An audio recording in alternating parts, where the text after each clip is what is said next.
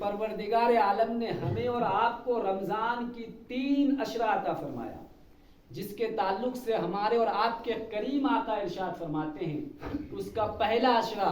رحمت کا ہے، دوسرا اشرا مغفرت کا ہے، اور جو تیسرا اشرا ہے یہ جہنم سے آزادی کا اشرا ہے۔ اور اس سے بھی بڑا احسان کہ رب تبارک و تعالیٰ نے لیلۃ القدر جیسی عظیم رات ہمیں اور آپ کو عطا فرمایا۔ اسی تعلق سے میں نے آپ کے سامنے قرآن مقدس کی ایک مکمل سورت کی تلاوت کی اور ایک آیت کی تلاوت کی اور 4 حدیث پاک کی تلاوت کی۔ میری آپ سے مؤدبانہ گزارش ہے کہ ان چیزوں کو ضرور سنیں اور دل کی تختی میں نوٹ کریں۔ سورۃ القدر جو 30ویں پارے کے اندر اللہ تبارک و تعالیٰ نے اس رات کی فضیلت کے لیے ایک مکمل سورت نازل فرمائی۔ آپ اگر اس رات کی فضیلت جاننا چاہتے ہیں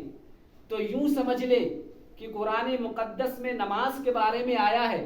مگر ایک مکمل سورت نہیں آئی ہے۔ قرآن مقدس میں زکوٰۃ کے بارے میں آیا ہے مگر مکمل سورت نہیں آئی ہے۔ قرآن مقدس میں صدقہ و خیرات کے بارے میں آیا ہے مگر مکمل صورتیں نازل نہیں ہوئی۔ قرآن مقدس کے اندر انسانی ضابطہ کو بیان کیا گیا ہے مگر چند آیتوں کے ذریعے بیان کیا گیا ہے، مکمل صورت بیان نہیں کیا گیا۔ لیکن جب اس رات کی فضیلت رب کو بیان کرنا مقصود ہوا تو اللہ تعالیٰ نے ایک آیت کے ذریعے سے اس کی فضیلت بیان نہ کی، 2 آیت کے ذریعے سے اس کی فضیلت بیان نہ کی، بلکہ ایک مکمل سورت ہی نازل فرما دیا۔ اور جس سورت کو ہم اور آپ خود پروردگار عالم سورہ قدر کے نام سے یاد کرتا ہے، جس کو ہم اور آپ اپنی زبان پر یوں کہہ لے کہ شب قدر والی سورت بھی کہہ سکتے ہیں، اس سورت کا ترجمہ ذرا دماغ کے دریچے میں بٹھائے۔ اللہ فرماتا ہے انا انزلناہ فی لیلۃ القدر، کہ بے شک ہم نے لیلۃ القدر میں قرآن مقدس کو اتارا۔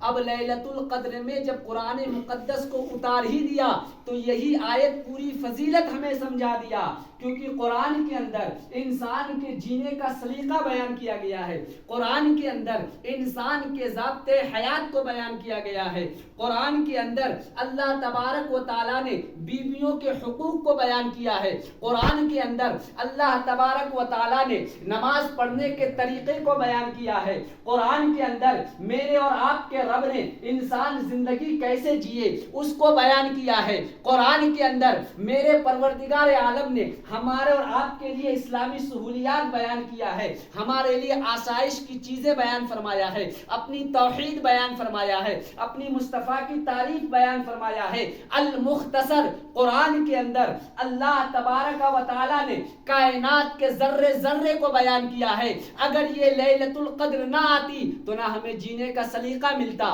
یہ لیلۃ القدر نہ ہوتی نہ ہمیں پیشاب کا طریقہ معلوم ہوتا، یہ لیلۃ القدر نہ آتی نہ نمازوں کا طریقہ معلوم ہوتا، یہ لیلۃ القدر نہ آتی نہ زکوٰۃ کا طریقہ معلوم ہوتا، یہ لیلۃ القدر نہ آتی نہ عورتوں کا عزت کرنا ہمیں آتا، یہ لیلۃ القدر نہ آتی نہ ہم ماں کے قدموں کے نیچے جنت تصور کرتے۔ تو معلوم ہوا لیلۃ القدر کے اندر اللہ تبارک و تعالیٰ نے قرآن نازل فرما کر تمام مسلمانوں پر احسان کر دیا ہے کہ لیلۃ القدر وہ عظیم الشان رات ہے جس میں انسان کو مکمل ضابطۂ حیات ملا ہے، جس میں انسان کو مکمل جینے کا طریقہ ملا ہے، جس میں انسان کو مکمل خدا کا کلام ملا ہے۔ اگر لیلۃ القدر کی راتیں نہ آتی تو قرآن جیسی عظیم نعمتیں ہمیں نہ ملتی۔